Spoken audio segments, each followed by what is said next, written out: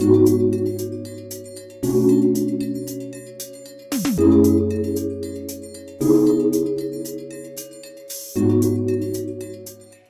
everybody, and welcome. Today I am chatting to Fiona, and she's going to be sharing with us what has been her biggest challenge and how she's overcome that and how she uses that to help other people. Welcome.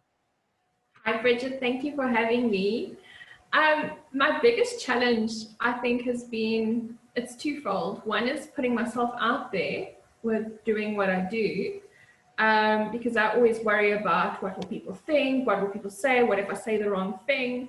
But the second part to that has been this year, which is the year of 2020, which has been the year of video conferencing and Facebook Lives and connecting with people over Zoom, where I would be connecting with people in person, where I never had those concerns of, oh, you know, what if I say the wrong thing when I'm with somebody in person? But now it's online, it's on the internet, it's recorded, it's there forever. You know, all these things that I think we've been told in the back of our minds growing up in the age of the internet.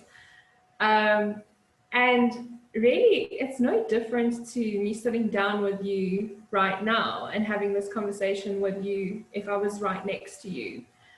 Just the difference is that I'm, you know, a couple of kilometers away from you. So it's been a challenge. It's been a challenge this year because obviously everybody was pushed to go in that direction.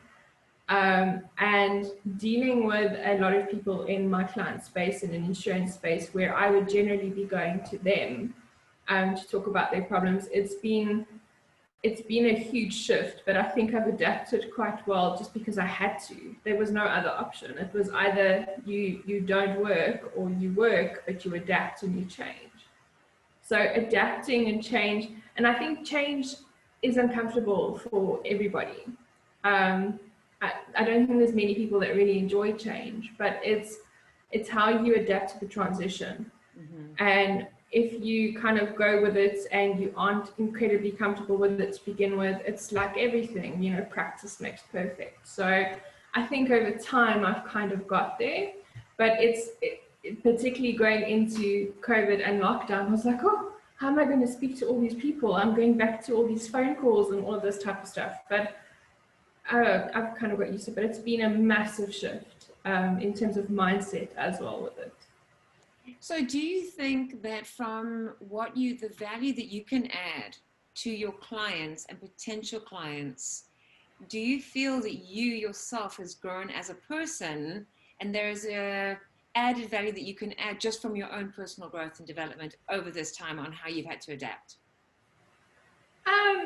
Yeah, well, one I think is you don't know until you try. I think part of the problem is you sort of sit down before you're gonna do a live or a Zoom or whatever and just think, well, what are we gonna talk about? And it's so difficult. It's so difficult to be relevant and important and interesting.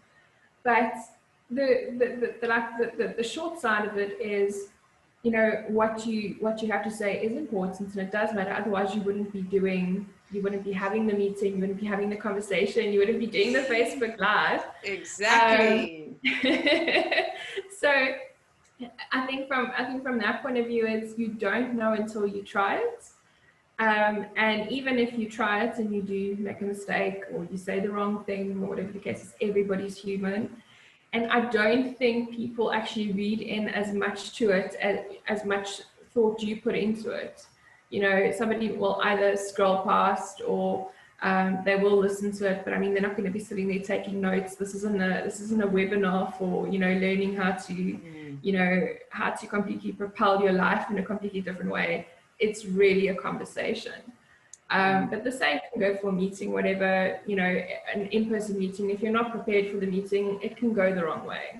So it's all about being a little bit prepared, but, you know, not scripted. I think that's also something that everybody falls into. They go, okay, I'm going to sit down and I'm going to read this to you, and you can tell somebody's reading it.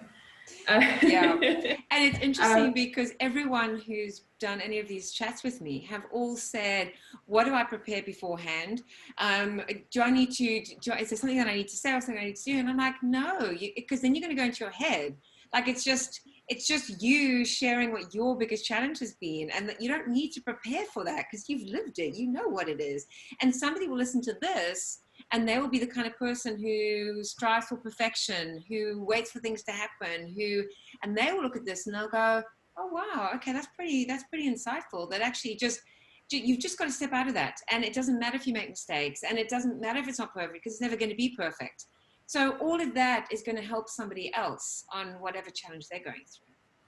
Yeah, and I mean it's 2020. I think everybody stepped into the space.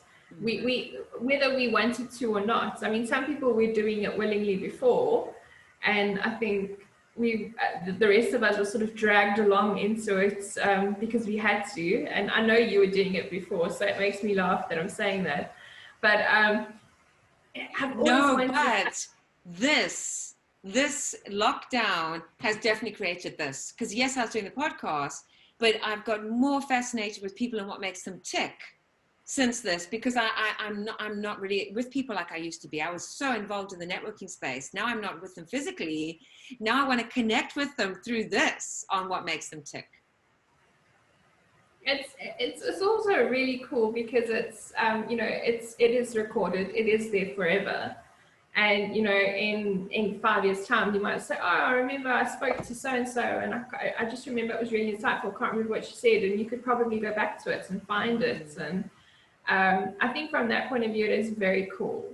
But the sort of the panic, the panic before doing something like this, and I've done a few things like this throughout lockdown, because thanks to lockdown I'm not petrified. I wouldn't say I'm thrilled before I do them, but then once I've done them I'm like, oh, it wasn't that bad. But it's taken I've just had to just get on with it, like put my big girl panties on and be like, okay, like let's do it. I love that. Well, thank you very, very much for being part of this. Thanks for having me.